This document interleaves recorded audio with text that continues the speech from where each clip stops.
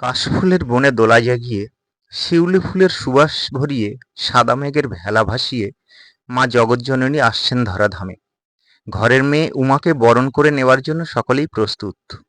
পিতৃপক্ষের অবসানে ও মাতৃপক্ষের সূচনায় শিবশক্তি জ্যোতিষতন্ত্র ইউটিউব চ্যানেলে আমি শ্রীরাম শাস্ত্রী সকলকে জানাই শুভ শারদীয়ার প্রীতি শুভেচ্ছা ও অভিনন্দন। আজ আমি এই ভিডিওতে আলোচনা করব দেবী দুর্গার বোধন সম্পর্কিত কিছু তথ্য ও মহাসপ্তমীর সুপ্রভাতে অবশ্য করণীয় গোপন টিপস।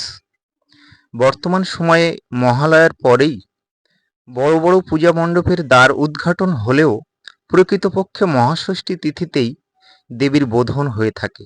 তাই এই ষষ্ঠী তিথিকে বোধন ষষ্ঠীও বলা হয়ে থাকে।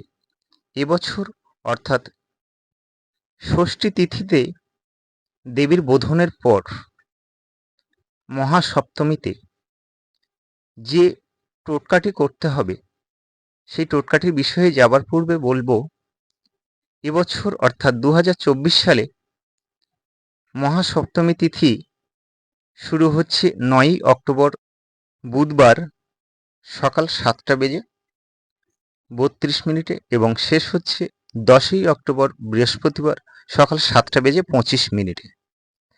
বোধন শব্দের অর্থ জাগরণ।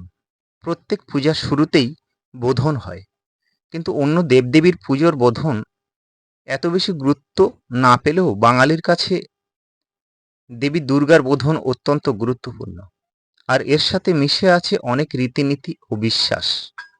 দেবীর বোধনের সাথে রামায়ণের বিশেষ যোগ রয়েছে। মন্ত্রে বলা হয়েছে, রাবণস্য বধার্থায় রামস্য অনুগ্রহায় চ অকালে ব্রহ্মণা বোধ দেব্যাস্তৈ কৃতপুরা অহমপ্পা আশ্বিনে ষষ্ঠাং সায়ান্নে বোধয়ামি বই।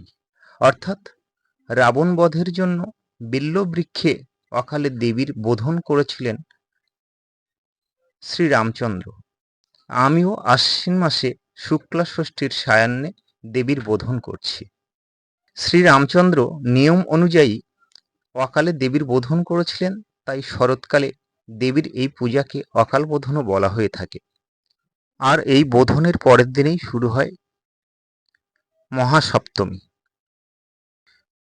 এবার আলোচনা করব মহাসপ্তমীর প্রাতঃকালে 3টি দ্রব্যের ফোঁটা গৃহের কোথায় দিলে সংসারে বিরাজ করবে সুখ সমৃদ্ধি, দূর হবে অভাব অনটন, ঘটবে আর্থিক উন্নতি।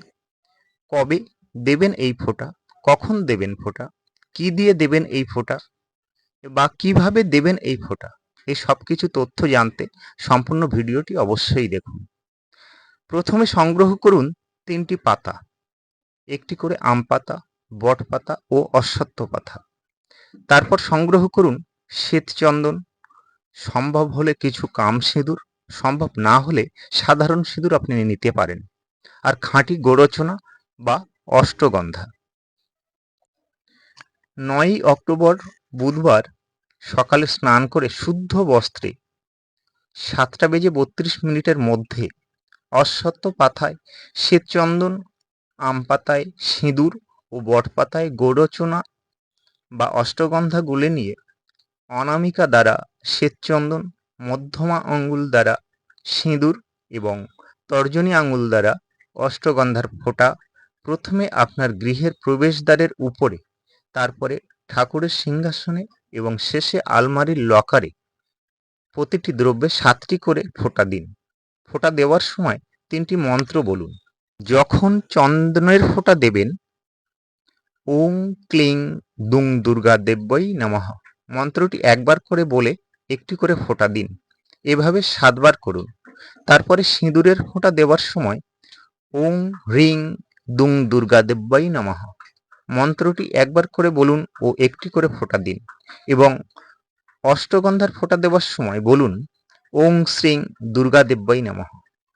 নির্দিষ্ট 3টি জায়গায় ফোঁটা দেওয়ার হলে ওই আম পাতা, বট পাতা এবং অশ্বত্থ পাতা 3টি কোনো স্রোতযুক্ত জলাশয়ে ভাসিয়ে দিন।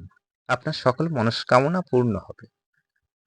জ্যোতিষ ও তন্ত্র এবং বিভিন্ন বিষয়ে সুন্দর সুন্দর ভিডিও পেতে চ্যানেলটি সাবস্ক্রাইব করুন ও কমেন্টে অবশ্যই লিখুন জয় মা দুর্গা।